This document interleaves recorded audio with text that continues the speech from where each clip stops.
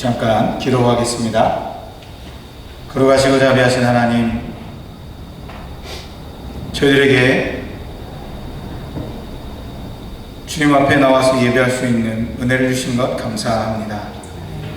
주님, 이 시간에 저희가 주의 말씀을 듣겠사오니 주님, 선포하는 자의 입술을 주장하여 주시고 듣는 저희들의 마음을 열어 주시옵소서. 아멘. 일기가 굳고 어렵습니다.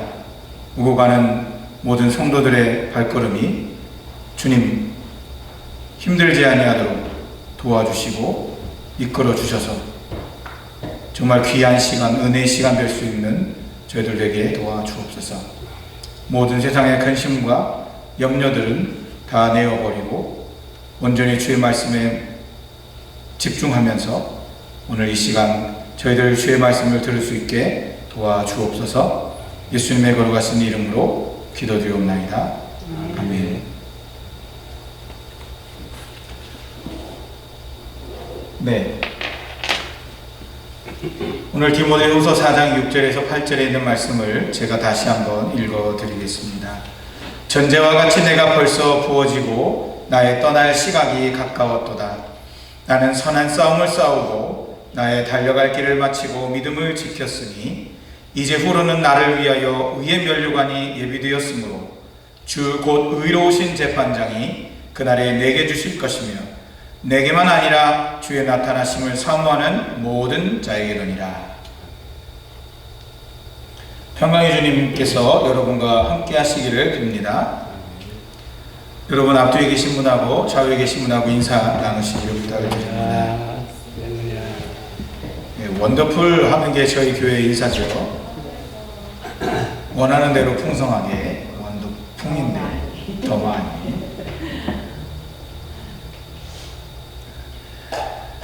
한국 시간으로 지난 화요일 22일 날 저녁에 방송 20주년을 맞은 MBC의 100분 토론이라고 하는 프로그램이 있었습니다. 거기에서 홍준표 전 자유한국당 대표와 현재 노무현 재단 이사장인 유시민 뭐라고 불러야 되죠? 이사장이 공정과 개혁이라고 하는 주제로 토론을 벌였습니다. 무려 100분과 그 다음에 방송이 끝난 다음에 한 30여 분 더 토론이 있었는데요. 그 가운데서 유시민 이사장이 홍준표 전 대표로부터 이러한 질문을 받았습니다. 자기 대권 후보로 나올 거냐? 자기 대통령 선거에 나올 거냐? 이렇게 물었는데 유시민 대표가 이렇게 얘기를 했습니다. 그럴 생각이 전혀 없다. 자기 삶의 진로를 설정하는 문제는 되게 그대로 말하면 되게 내밀한 개인적인 문제거든요 라고 답을 했습니다. 그러면서 조금 있다가 이 문제가 계속 진행되는 것 같으니까 다시 이렇게 얘기했습니다. 자기 삶의 미래의 결정, 설계한다는 것은 자기 삶에 대한 아주 내밀한 결단들이 들어가는 문제입니다. 이걸 제 말로 바꿔보면 자기 미래의 진로를 결정하는 것은 극히 비밀스럽고 내적인 것이기 때문에 개인적인 깊은 생각과 결단으로부터 나온다고 할 수 있겠습니다. 제가 드린 이 말씀을 여러분 한번 마음에 두시고요. 오늘 본문에 있는 말씀 저랑 여러분이랑 나눌 때에 이 말씀이 어떻게 연관되어지는지 한번 생각해 보시기 바랍니다. 오늘 본문에서 바울은 자신이 전제와 같이 벌써 부어지고 떠날 시각이 가까웠다며 그 결전의 삶이 다 되어 간다고 고백하고 있습니다. 이미 여러분 바울은 여러 사람 앞에서 또한 하나님 앞에서 자신이 그리스도의 사도로 혹은 종으로 최선을 다해서 살아간다고 말을 했습니다. 여러분이 잘 아시는 대로 다메섹 독상에서 예수님을 만난 사건은 바울의 삶을 완전히 바꿔 놓았습니다. 그것은 아주 결정적인 삶의 계기였습니다. 그리고 자신의 앞날을 그리스도 예수를 향한 삶으로 전환했습니다. 교회에서는 이것을 보고 회심이라고 부릅니다.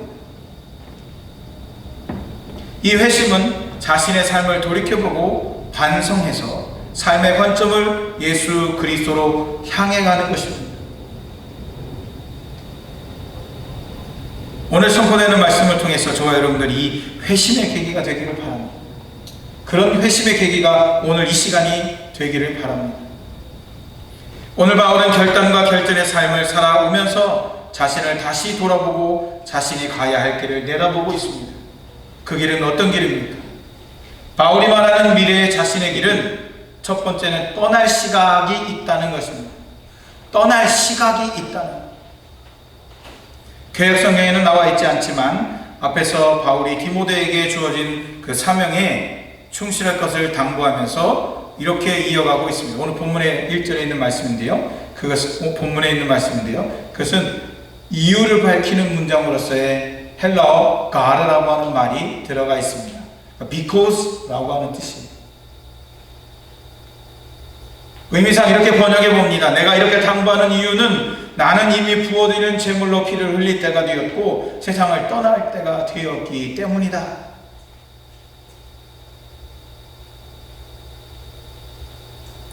뿐만 아니라 자신을 관대로 부어진다고 표현하는 것은 희생자들을 드릴 때 맨 마지막으로 포도주를 혹은 기름을 이렇게 붓거든요. 그게 관제예요. drink offering이라고 부르는데,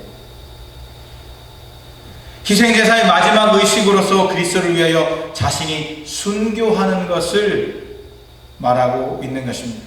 그러니까 바울의 삶의 방향이 예수 그리스도에게 맞춰져 있는 결연한 의지, 다시 말하면 내가 죽기까지 주님을 향해서 나아가겠다라고 하는 것을 보여준다는 겁니다. 그런데 그 길이 시간이 정해져 있는 길이라는 거예요. 타임 리밋이 있어요. 저와 여러분들의 삶 가운데서 가장 제약을 많이 받는 두 가지가 있습니다. 하나는 뭐죠? 재정이죠. 돈이죠. 물질인 겁니다. 또 하나는 시간이에요. 모든 사람이 이 두 부분의 문제에서 곤란함을 겪습니다. 물론 그 밖에 여러 가지 것들이 있죠. 관계도 있고 여러 가지 나름이 있지만 가장 큰 것, 재정은 공평하게 분배되지 않습니다. 우리가 흙수저, 금수저, 은수저 뭐 이렇게 얘기하는 것처럼 날 때부터 시작점이 조금씩 다르긴 해요. 우리는 그걸 인정합니다. 그런데 시간은 우리에게 똑같이 주어졌습니다. 하루 24시간, 일주일, 1년.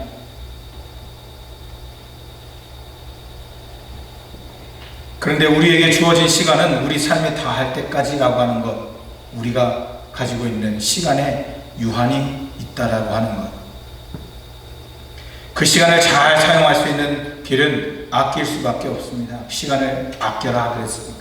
세월을 아껴라, 때가 악하니라. 어떻게 시간을 아낄 수가 있을까요? 그것은 다름이 아니라 방향성의 문제입니다. 방향성. 내가 그 시간을 가지고 어떤 방향으로 갈 것인가? 우리 삶의 방향을 주님께 두고 가야만 그 시간을 아낄 수가 있습니다. 바울은 너무나 이 사실을 알고 있었습니다. 자신에게 주어진 시간을 최선을 다해서 주님을 향해 두고 살았습니다. 히브리서 12장 2절 가운데 바울은 이렇게 얘기합니다. 인내로서 우리 앞에 강한 경주를 하며 믿음의 주요 또 온전하게 하시는 이인 예수를 바라보자. 빌립보서 3장 12절 14절 사이에 있는 말씀에도 자신은 표대이신 그리스도를 향해서 달려간다고 그렇게 표현했습니다. 내가 이미 얻었다함도 아니요 내가 온전히 이루었다함도 아니라 오직 내가 그리스도 예수께 잡힌 바 된 그것을 잡으려고 달려가노라. 형제들아 나는 아직 내가 잡은 줄로 여기지 아니하고 오직 한 일, 즉 뒤에 있는 것은 잊어버리고 앞에 있는 것을 잡으려고 표대를 향하여 그리스도 예수 안에서 하나님이 위에서 보신 부름의 상을 위하여 달려가노라.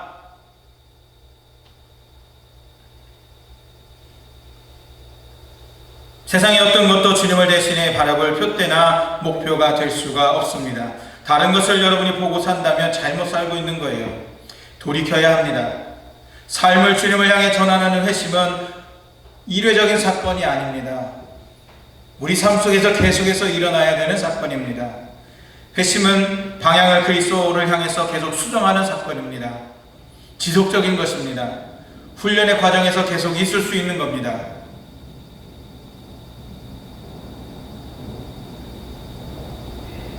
여러분, 사도 바울이 가야 하는 길에 두 번째 말하고 있는 게 있습니다. 그것은 첫 번째는 자신에게 그 시간이 정해져 있다. 그래서 나는 날마다 죽고 그리고 주님께로 향하는 그 마음을 갖는다라고 했고, 두 번째는 그 길에는 의의 면류관이 예비되어 있다라고 표현했습니다. 의의 면류관이 예비되어 있다. 그러면 바울이 받고 우리가 받고 또 장래에 믿는 사람들이 받아야 되는 그 면류관, 그 의의 면류관이 바로 무언가? 본문에서는 직접적으로 그 면류관이 어떤 것이다 이야기하고 있지는 않습니다. 그러나 바울이 말하는 의의 면류관은 믿음으로 얻는 의, 그것으로 시작하는 우리의 영원한 구원의 결과인 영생을 의미한다고 볼 수가 있습니다. 뭐라고요? 의의 면류관이 어떤 거라고요? 영생을 의미한다는 거예요. 바울이 살면서 간절히 바라는 것은 첫 번째는 자신이 그리스도에게 붙어 있어서 그리스도와 함께 죽고 살고 그리고 주님과 영원히 사는 것을 의미합니다. 이 바울이 원했던 거예요. 바울이 예수님을 만나고 그 변한 삶의 목적이 무엇이었느냐? 자신은 예수님과 죽어지고 그리고 다시 살아날 거랍니다. 이게 바울 서신에 전반적으로 다 나타나고 있는 사상입니다. 두 번째는 모든 사람이 그리스도와 함께 죽고 사는 거예요. 바울 자신뿐만이 아니라 다른 모든 사람이, 자기 민족인 유대 민족도, 그리고 이방인인 모든 헬라 사람들도, 그리고 아시아에 있는 모든 사람들도 다 예수 그리스도를 통해서 새 삶을 얻게 되는 것, 영원한 삶을 살게 되는 것이 바울이 원하는 길이었습니다. 이를 위해서 바울은 디모데와 그리고 많은 동역자들과 그리고 제자들과 함께한 모든 사람들에게 복음 전파에 최선을 다하라고 말씀하고 있는 겁니다. 오늘 우리가 읽었던 본문 바로 앞에 디모데 후서 4장 1절에서 5절 사이에 있는 말씀입니다. 하늘 높은 줄 모르고 비상하던 미국을 포함하는 근현대 소교 교회와 한국의 그 놀라운 성장을 이뤘던 그 교회가 추락하는 이유가 무엇입니까? 양적인 성장을 비롯해서 질적인 성장까지 다 곤두박질 치고 있어요. 왜 그렇습니까? 왜냐하면 그들의 날개가 꺾여 있는 채 너무 오래 묶여 있기 때문에 묵혔어요.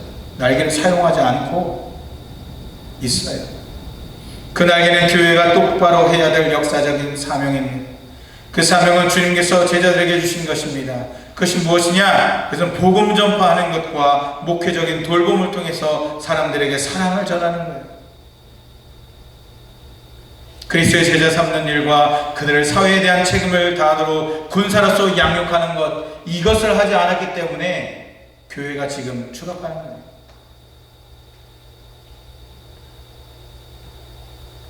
교회에는 5가지 기능이 있습니다. 예배하는 것, 선교하는 것, 교육하는 것, 봉사하는 것, 친교하는 것입니다.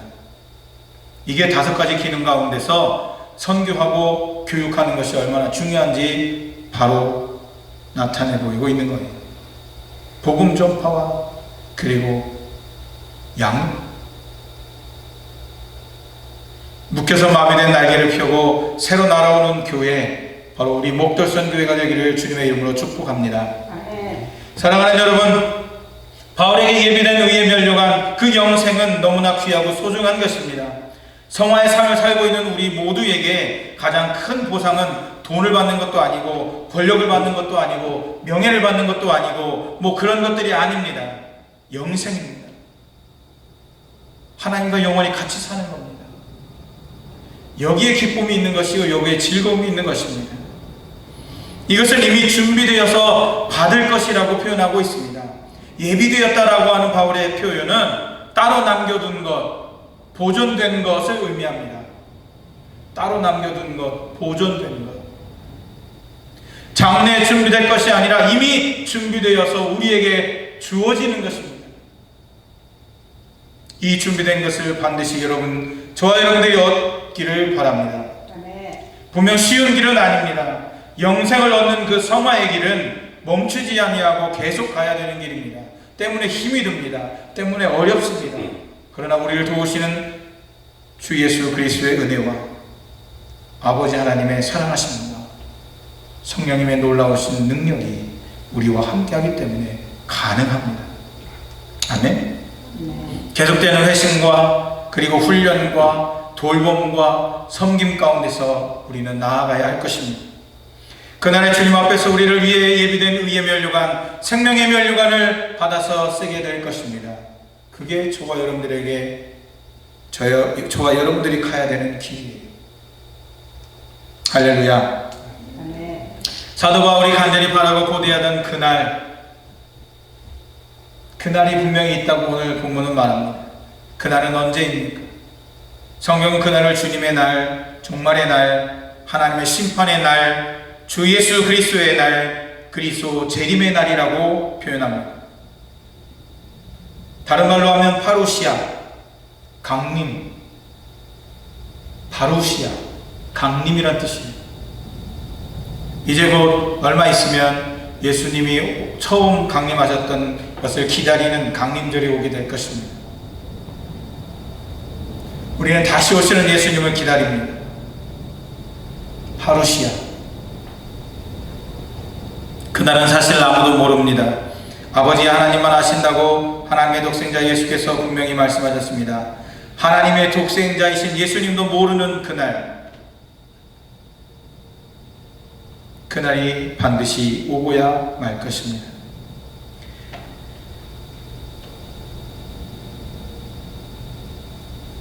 우리에게 분명히 종말이라고 하는 것이 있습니다. 어느 결정적인 시각에 우리는 면류관을 받아서 분명히 쓰게 될 건데, 하나는 계속되는 시간 가운데에 우리에게 종말이 있고, 그리고 우리에게 정해진 때, 다시 말하면 주님이 오시는 그때가 분명히 우리에게 있습니다. 바로 그것은 우리에게 주신 하나님의 구원을 이루는 때입니다. 영생을 얻는 순간입니다. 그러나 우리의 순간순간, 바로 지금 이 순간이 때로는 구원을 받을 만한 때입니다. 바로 지금입니다. 바로 지금입니다. 바로 지금입니다. 이 구원의 때를 놓치지 마시기 바랍니다. 우리에게 끊임없이 다가오고 있는 시간 속에서 우리는 의의 면류관을 받아 누리고 있다는 사실도 잊지 마시기 바랍니다. 이 두 가지 파루시아의 의미, 이 두 가지 시간과 때에 관한 의미는 그리고 아주 매우 무척 엄청 중요합니다. 주 앞에 서는 그날 받을 생명의 면류관, 영원한 삶, 우리의 구원을 빼앗겨서는 안 됩니다. 우리의 원수이자 구원의 회방꾼인 마귀는 우리를 구원받지 못하도록 방해하고 우리를 속입니다. 구원에서 점점 멀어지게 합니다. 여기에 하나님이 없고, 여기에 말씀이 없고, 여기에 구원이 없다고 속입니다. 우리가 가진 구원에 대한 믿음을 굳건하게 지켜나가시기를 바랍니다. 뿐만 아니라 매 시간 순간 속에서 그리스도인으로 살아가는 우리가 누려야 되는 것이 있는데, 그것은 영생의 삶이라고 하는 것입니다. 여러분이 영생의 삶을 놓쳐서는 안 됩니다. 바울의 말대로 믿음을 지키며 선한 싸움을 하고, 그리고 받은 사명을 충성스럽게 살아가기를 바랍니다. 그러면 영원한 하나님의 나라의 삶을 지금 여기서 우리가 누릴 수가 있습니다. 안 믿어지죠? 믿어져야 됩니다. 그게 아니라면 여러분 잘못되고 있는 거예요. 항상 기뻐하게 됩니다. 어떻게 항상 기뻐합니까? 범사에 감사해야 할 수 있습니다. 어떻게 범사에 감사합니까? 가능하다는 증거가 여기 있죠.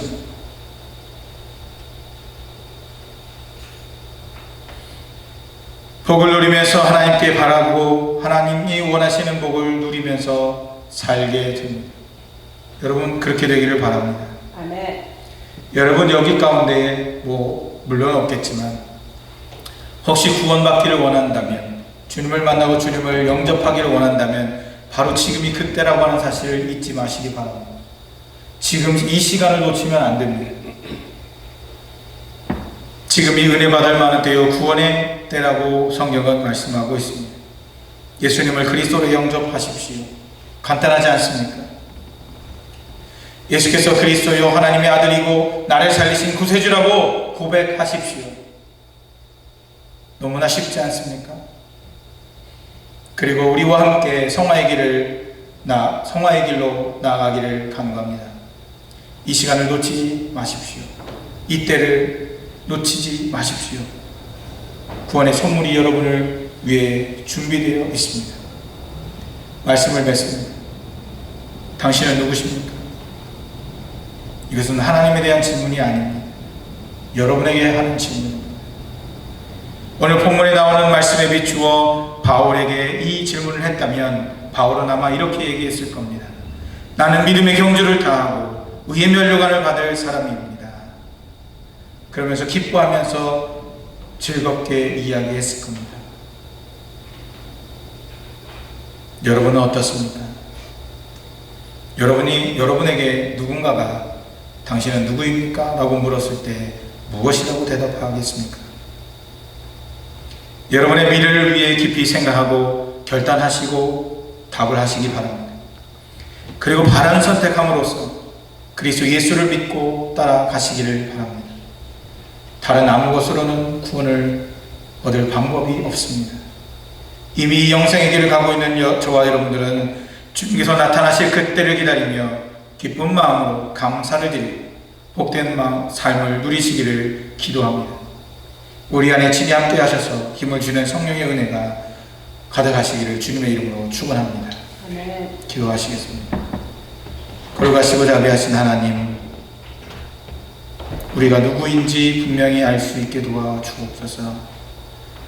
우리 가슴에 주를 향한 믿음이 떨어지고 없다면 주님 다시금 회복하여 주시고 주님을 만나는 귀한 시간 되어지고 매 순간순간의 삶이 되어질 수 있도록 우리를 지켜주시고 동행하여 주시옵소서.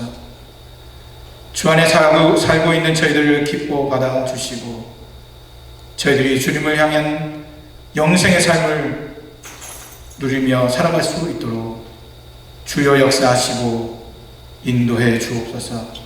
감사드리며 예수님의 거룩하신 이름으로 기도드리옵나이다. 아멘.